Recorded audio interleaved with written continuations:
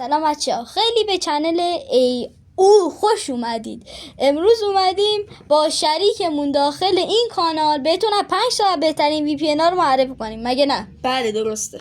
خب وی پی ان شماره 5 هولا وی پی ان، دقیقاً نمیدونم مشکلش چیه، ولی خب شماره 5.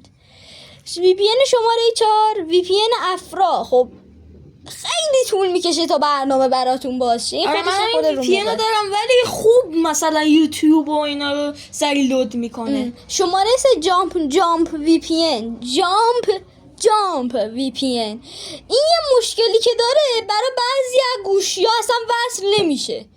مثلا گوشی‌های اندروید قدیمی خوب نصب نمیشه توش، درسته؟ آره نه خوب نصب میشه و داخل بعضی اوقات اگه یه ذره نتتون بد باشه باز وصل نمیشه.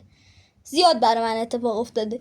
شماره 3 بودین دیگه ها؟ آره.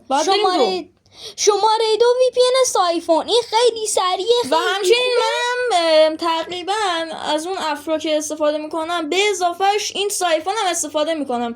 یه کمی دیر لود میشه ولی خیلی خوب یوتیوب رو اجرا میکنه. نه ببین همه چی رو باز میکنه با سرعت فوق العاده، ولی مشکلی که داره خیلی طول میکشه تا وصل شه و یه راهکار دارم.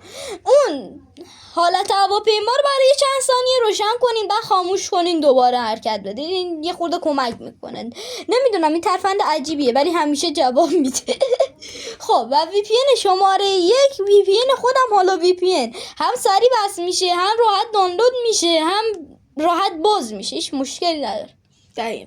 دقیقاً آره. خب ممنونم که ویدیو رو تماشا کردین. تا ویدیوی دیگه خداحافظ. راستی بچه‌ها قبل اینکه بزنین ویدیوی بعدی، این نظر شخصی ما بود و یه مشکلی که راجع به حالا هست یادم رفت بگم، داخل گوشی‌های سامسونگ به خاطر رابط کاربری وان یو آی امکان داره وقتی گوشی رو خاموش کنی، یعنی دکمه خاموش رو بزنی، نه اینکه کلا خاموشش کنی بعد دوباره بعد یه مدت روشن کنی، با اینکه وی پی ان وصله ولی ضعیف کار میکنه. حالا خداحافظ.